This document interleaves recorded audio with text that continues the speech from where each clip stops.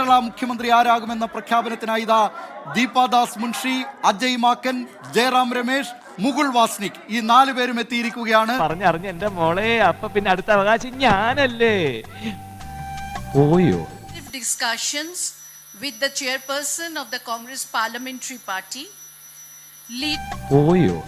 എങ്കിലൊന്ന് ആസനസ്ഥനായിട്ട് തന്നെ കാര്യം. അരുത്, അതിലിരിക്കരുത്.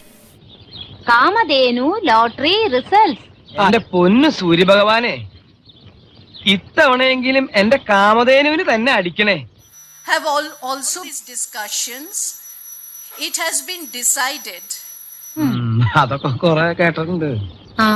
Shri V.D. Satishan decided that Shri V.D. Satishan be appointed as the leader of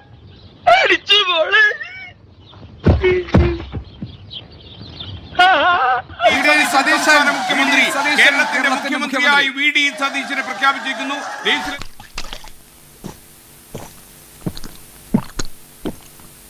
എനിക്ക് കിട്ടിയില്ല, നിനക്കും കിട്ടൂല.